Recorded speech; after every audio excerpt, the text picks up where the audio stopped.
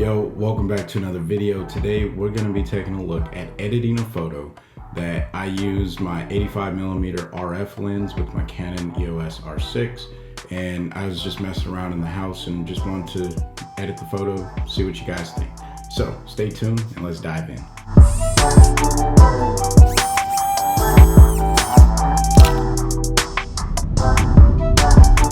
Alright, so here we are with the photo.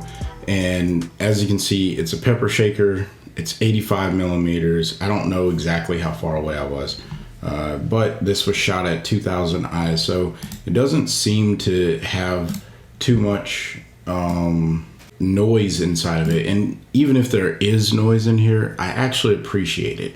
So what I'm gonna do is I'm gonna hit AI Auto just to see what happens.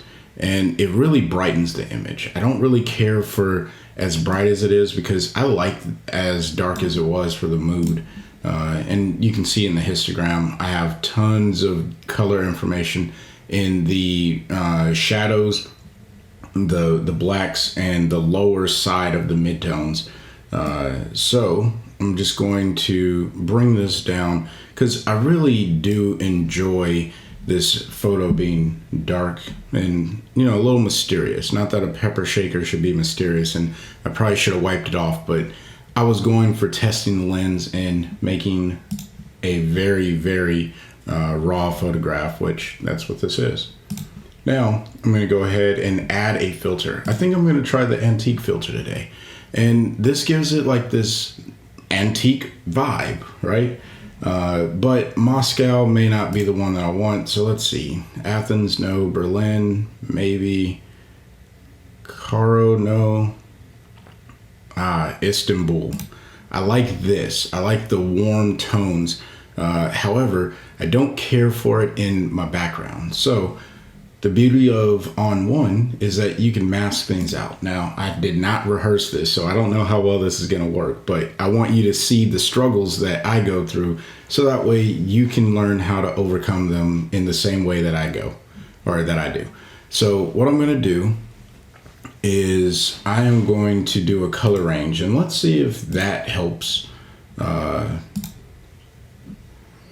Let's see if that helps. So far, the color range, because of the mask itself, Istanbul, the filter itself, it covered up the entire image. So let's see if we can kind of bring that back, maybe by reducing the range. And what I'm going for is the salt and pepper shaker being mostly black, and around the pepper shaker is white. I'm trying to just get this silhouette. So if that doesn't work, then that's fine. All right. So what I'm going to do is reset this, turn off the mask, and I'm going to try the AI because I think this is a good opportunity for the AI. And the only reason that you're seeing what just popped up is because this is a pretty fresh install of ON1 Photo Raw since I just got this computer, and that's what was happening there. So I'm just gonna delete, or at least tell ON1 I don't want any of this information here. Shift X, and I want the information that is all up in here.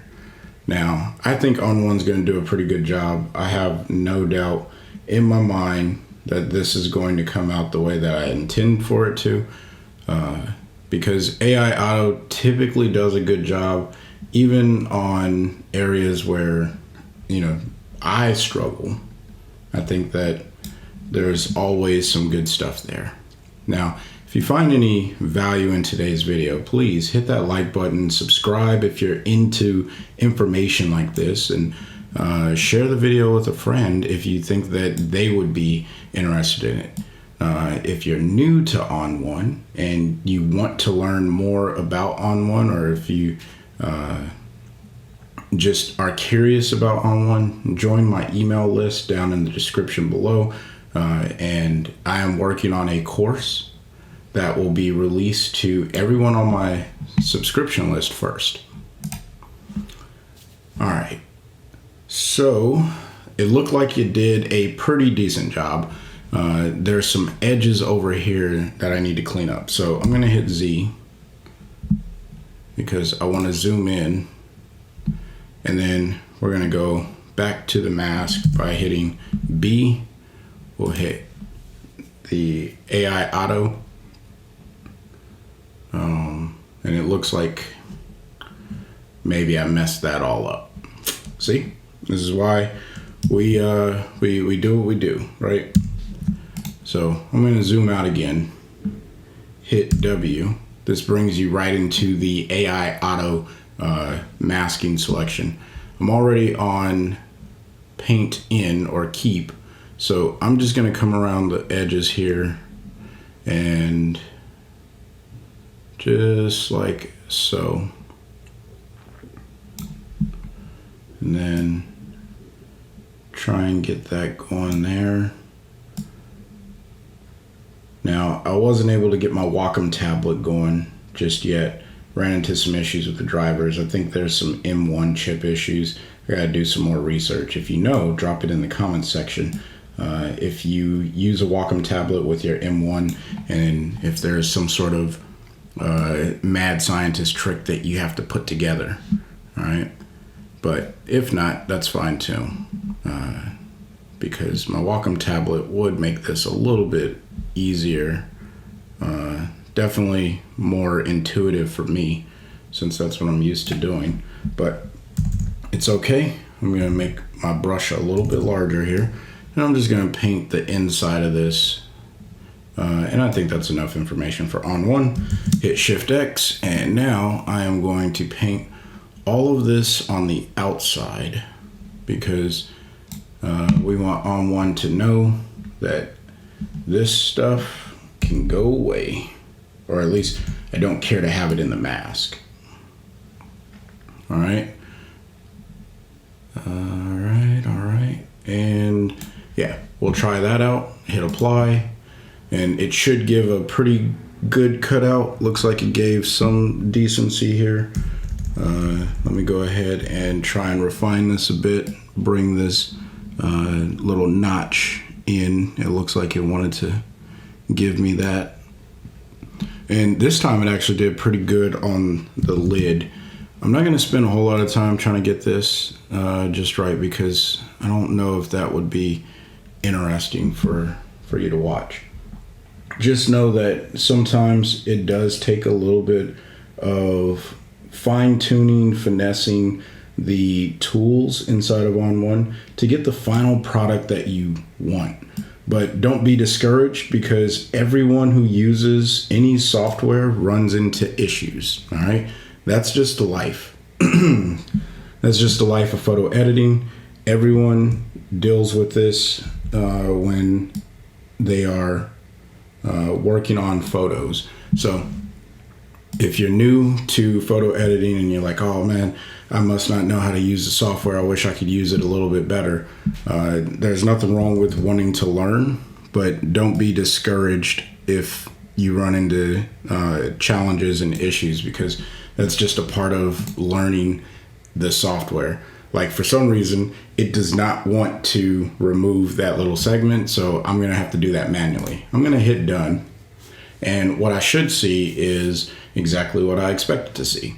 Now, this little area right here, I need to deal with, so I'm gonna zoom in, and we're going to go back to the masking tool, and I'm just going to erase this. I find that erasing things seems to work the best for me. I am using a 50% feather here, and I'm just gonna run right inside of here and erase that mask.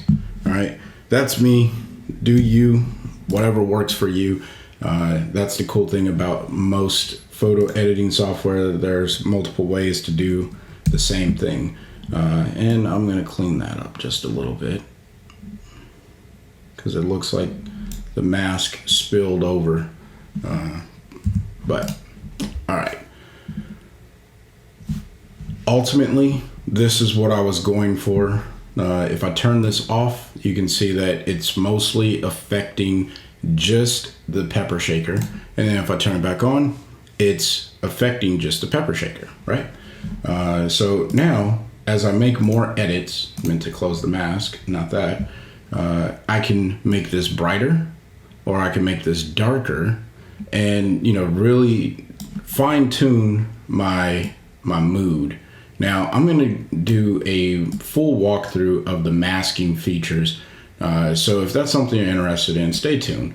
But I don't really want this to be a faded image, so I'm not going to saturate that too much. I think I'm going to leave that just like so. And then the next thing that I'm going to add is dynamic contrast, because I believe that this image can thrive off of a little bit of contrast. And you can see it there, but I don't need the contrast in the back here. In fact, you can see it's bringing in a lot of that digital noise, and we don't need that in our lives today. So I'm just going to come down here, copy this mask, come back up to my dynamic contrast mask, hit paste, and look, all of that noise, or at least most of it, let me close off of the mask real quick.